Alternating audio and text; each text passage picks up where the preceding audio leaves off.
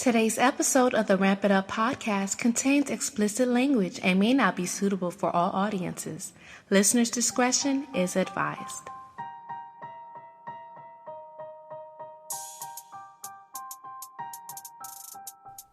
Ladies and gentlemen, you are listening to the Ramp It Up podcast with your host, Ronell Sinuis. Are you ready to ramp it up? Ramp it up, ew! Hey, yo, ramp it up, B. Girl, ramp it up! Ramp it up! The Ramp It Up podcast. Hey, you need to ramp it up. Ramp it up. Hello and welcome back for another episode of the Ramp It Up podcast. I am your host and your favorite Zoe on Wheels, Rodnell. I know what you're thinking. 3 episodes in 1 month. How lucky are we? Well, yes. Yes, you are lucky. Today is just a bonus episode, a little quick recap. I told you guys last episode that I was on a trip in March from the 13th through the 16th. And as much fun as it was not a vacation, it was not a family trip, but it was a business trip. Yeah, I'm kind of a big deal, pretty important. I was participating in the HIMSS 2022 Global Conference. Now, when I say HIMSS, I am not talking about the men's health company that sells like stuff for receding hairlines and sexual health and other things like that. But I am talking about HIMSS, HIMSS. What does that stand for, you ask? It is the Healthcare Information and Management Systems Society, a bit of a mouthful, global conference. It is held annually, and this year they were in Orlando, Florida, and I had the honor to represent the United Spinal Association, the Tech Access Group, at the HIMSS conference. I participated in a panel discussion about the patient experience and innovations in healthcare, and coming from the perspective of making sure that people like myself who deal with spinal cord injuries and the overall disability community aren't being left out of some of these innovations in healthcare. So it was a great experience, and I'm going to take a couple minutes now to talk to you guys about it, but I guess I should have said now. I said I'm going to take a couple minutes this episode to talk about it, but before we jump in, I have to give some shout outs. It's the month of March, so there are a lot of birthdays. I do have to give, just to say a quick word of memorial for a family member who passed. So stick around. Before we do that, of course, I have to invite you to follow the podcast. If you're not already doing so, subscribe. We are on all the major podcast platforms. You can find us on Apple Podcasts, Spotify, Google, Amazon Music. We are on iHeartRadio. We are on pretty much all of them. If we're not on one, they are tripping. Hurry up, make it happen. But no, definitely follow us. Subscribe to the podcast so you can know anytime new episodes are coming up. Please rate us, review us, hopefully 5 stars. Hopefully to tell us how amazing we are. But I want to know your honesty. What do you think about the podcast? Share your opinions, your experiences, and if you have any stories or ideas, share them either in our review section or you can email us at rampituppodcast@gmail.com. Again, our email is rampituppodcast@gmail.com. And if you're not following us on social media to see pictures and videos and some of our regular posts, go ahead and do so. Our Instagram is ramp.it.up.podcast, or on Facebook, you just search us Ramp It Up Podcast. We have a link tree with links from different interviews I've been a part of and just other information about the podcast. Make sure follow, like, share, review, the whole 9 yards. Tell a friend. So before we jump into talking about the HIMSS conference, a couple quick shout outs. First and foremost, this one's a bit on the more solemn side. Earlier this month, my family and I, we lost our uncle. My father's older brother, Uncle Pastor Dutier Sinoyus, born July 7th, 1947, the July baby, like yours truly, passed away on March the 5th, 2022. And we memorialized him this weekend. His memorial services were held in Huntsville, Alabama. And I just want to say from the family, we actually got to spend the last 2.5 years together. He's been living with us here in South Florida. Better, warmer weather for him, and we've enjoyed it.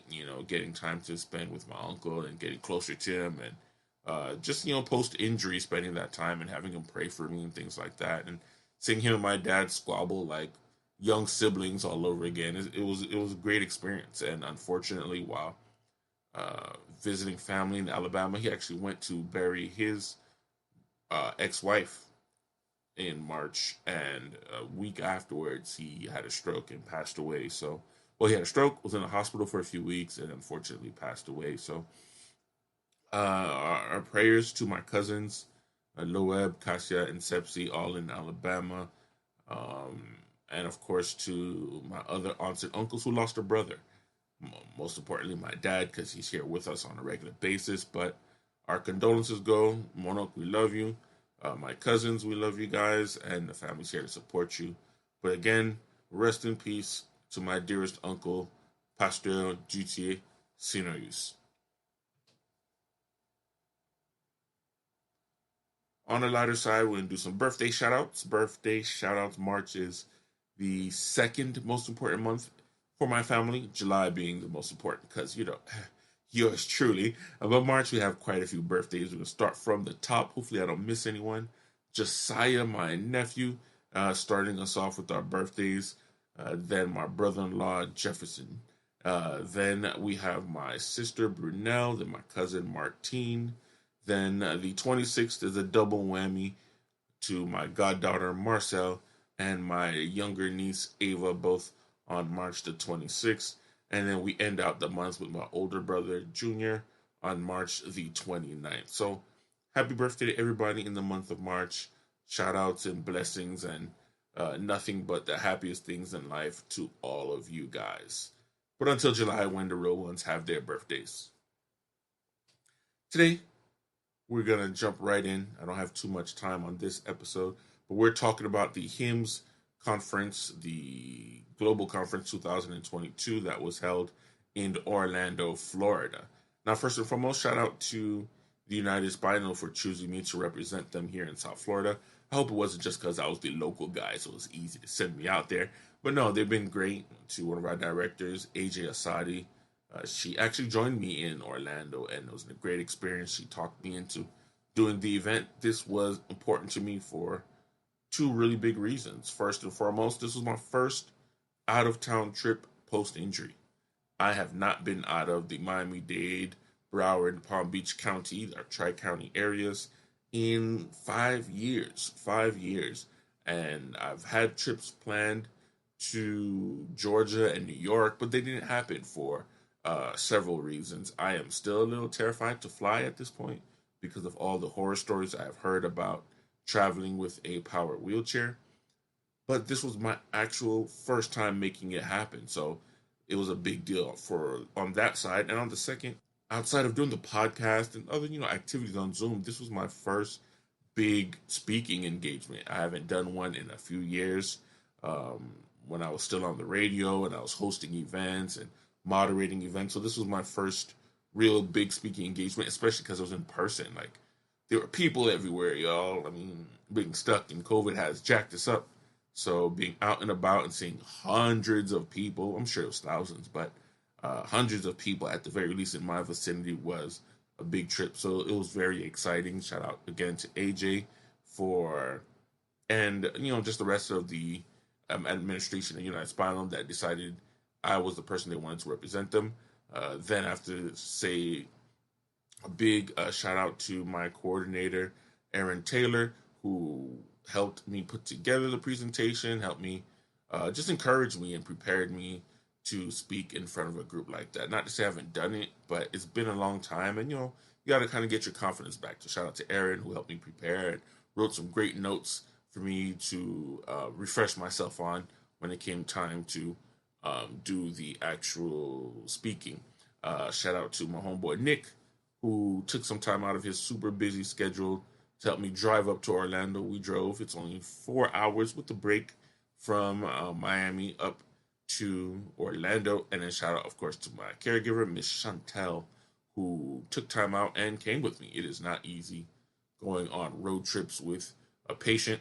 She's married, got a kid, but she took time out to come with us. So shout out to them for making it happen. And of course, my family who supported me and gave me the words of encouragement to get me out there. So first and foremost, I guess we'll talk about two parts of it. One, the actual trip, just being out of town, the accessibility of everything while in Orlando, and then we'll talk about the conference itself. So the ride, if you are a wheelchair user, you know being in a chair tires your butt out.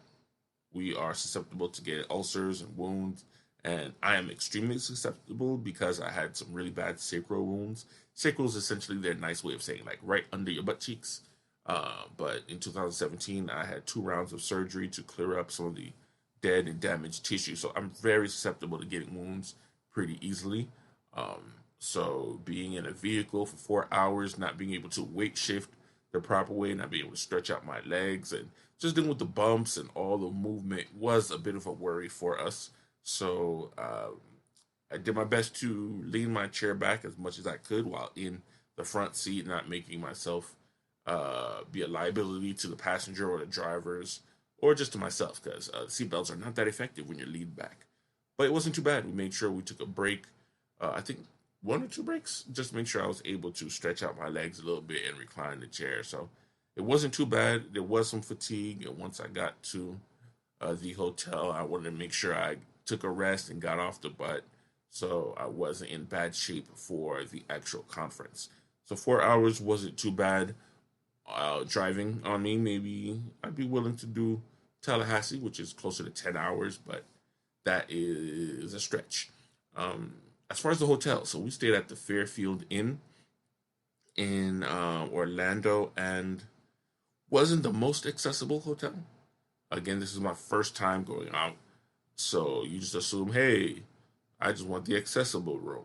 Thankfully, AJ did some research. She got to the hotel a day before I did, so she inquired about the room that I was supposed to be in, and she was like, it didn't look like there was enough space. So for those of you guys listening who may not know, for what is assumed to be an accessible bathroom, a wheelchair accessible bathroom, some of the more major areas they look at are, 1, the toilet bowl is low enough for someone in a wheelchair to be able to physically transfer themselves onto the toilet bowl. If it's too high or too low, it may cause the person to fall or just not be able to access the toilet at all.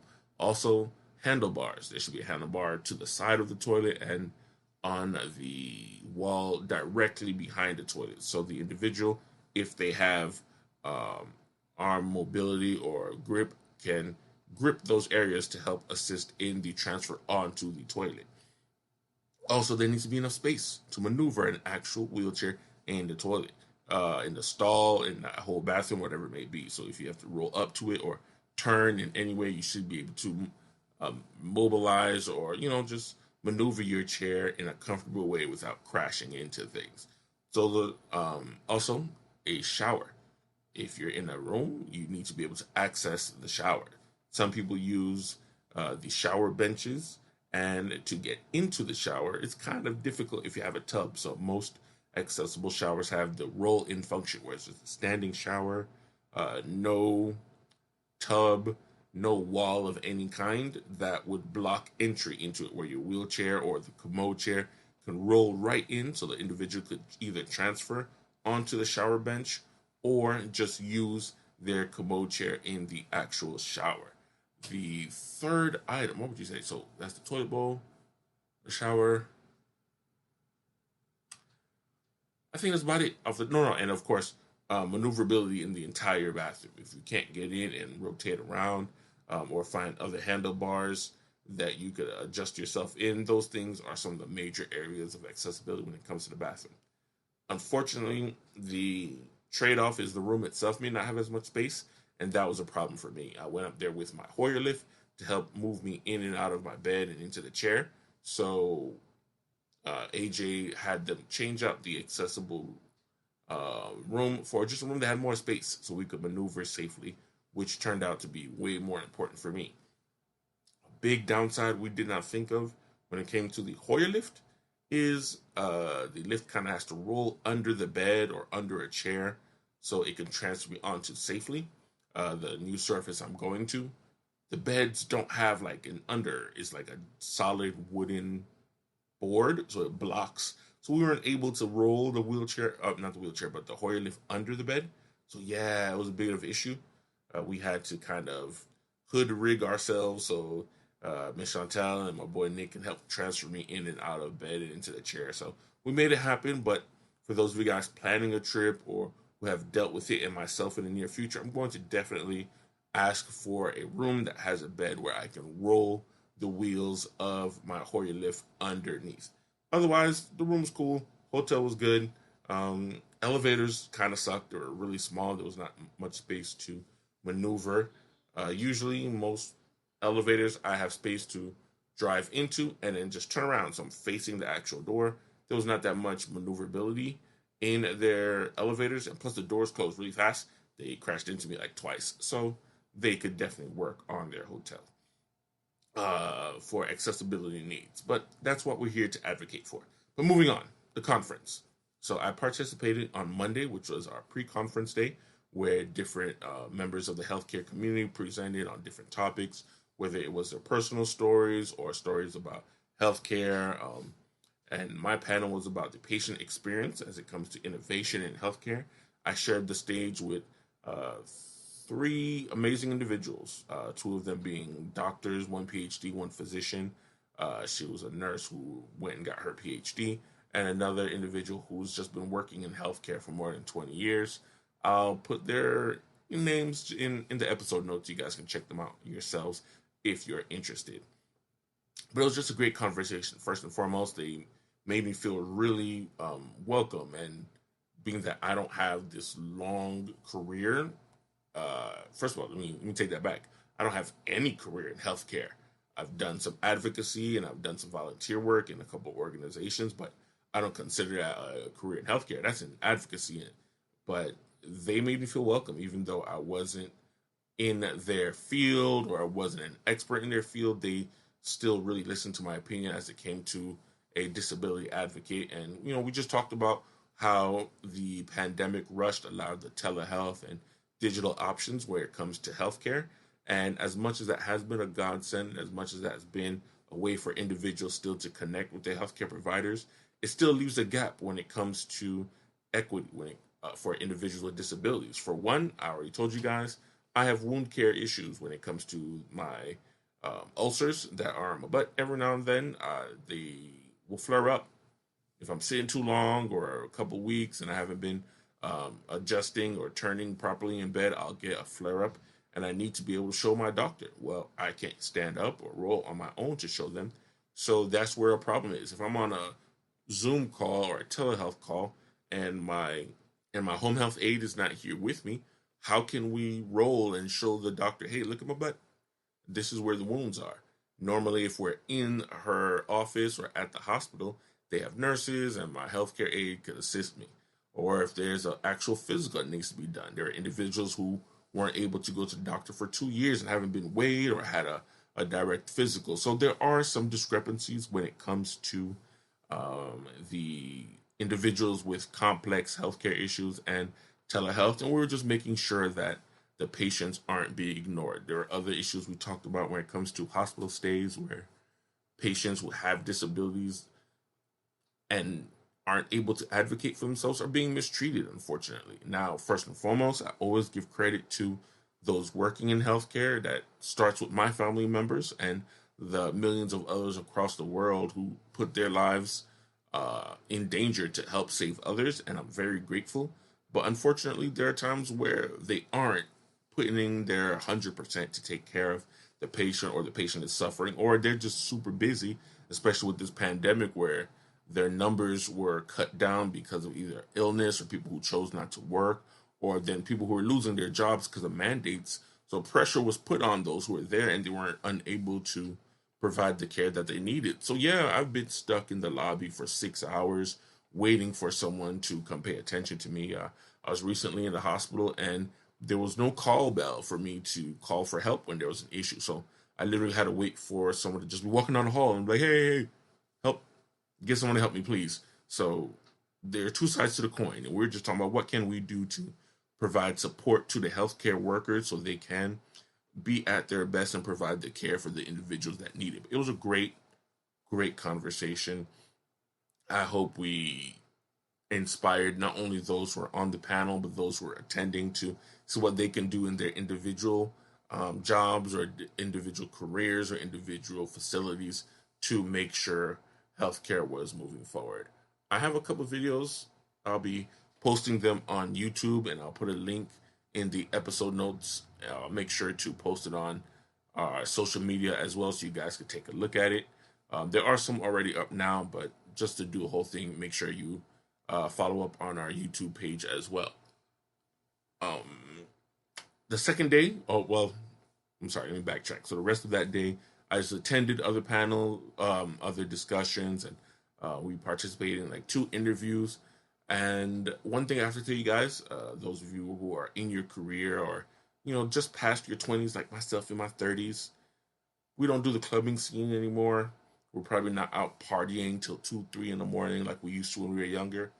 Conferences, though, business conferences, that is the partying for people in their 30s and older. Man, these people know how to have fun after they get their work done.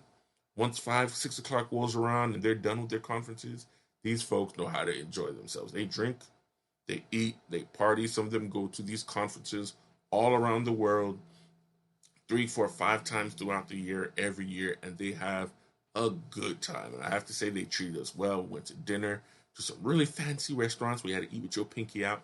We had some great drinks, and it was just a cool atmosphere. Everyone was really open and, just enjoyed the networking and socializing aspect of it. You could tell some of them were tired of being stuck at home, so it was cool. Tuesday, again, we went, this time it was more of the expo where we just got to interact with different companies and businesses and find out about what innovations they have coming up in healthcare. I did an actual interview for the HIMSS TV, trying to find that link for you guys. Once I find it, I'll share it on our socials as well. But we went to dinner again and just actually got to meet some folks from the United Spinal chapter in Orlando, and they were just really cool to get to know. And it's just, I guess it's a way to connect. It's one thing when we connected through Zoom and met people from across the world and this country in particular who had spinal cord injuries. But it was a different thing when you meet them in person. You get to talk to them and you're rubbing elbows and seeing that, they're going through what you're going through, but they're also striving and surviving and doing great. So I'm really optimistic about the future of healthcare and the space for individuals with disability and just advocacy work. And I will never refer to myself as an advocate, but without individuals like myself who are not afraid to speak up, who are loud, and take time to read about some of these, some of the issues and the inequalities and the inequities in healthcare, a lot won't get done. I have to be grateful to all those who've done so before me. And if I can help in any way, I'm going to continue to do so. I'm going to continue to voice myself through the podcast here, through Tech Talks, which is every second Thursday of the month from 5 to 6 p.m. Eastern Time. Link is also in our show notes, and just the other work I can do out through United Spinal and through my own endeavors, and just everyone else out there who are fighting for advocacy, not only for individuals with disabilities, for minority groups, for the elderly, for homeless people, for immigrants, everyone who deserves, and everyone deserves, let me say it this way, everyone deserves access to healthcare. Unfortunately, it costs money, and through policy and capitalism and other issues that are out there that are out of my direct control, it isn't easy for these individuals to receive their healthcare, but we're working each and every day to make sure it is available and we can get to a point where everyone can reach it and receive it as they should. So that being said, I had a great time at HIMSS. I look forward to maybe another year where we participate in HIMSS or just any other conferences. I'll definitely be looking forward to another speaking engagement. But follow our Instagram page if you want to check out some of the pictures. I'll put some of the links up once I get all the videos. So look out for those to get updates as we go along. But that's it for today's bonus episode. I hope it wasn't too long. Hit us up on our socials. Follow, subscribe. You guys know the deal. But until then, have a great day. Thanks for tuning in to the show. Connect with the podcast on social media. Check out our Instagram page at ramp.it.up.podcast or email us at rampituppodcast@gmail.com. Until next time.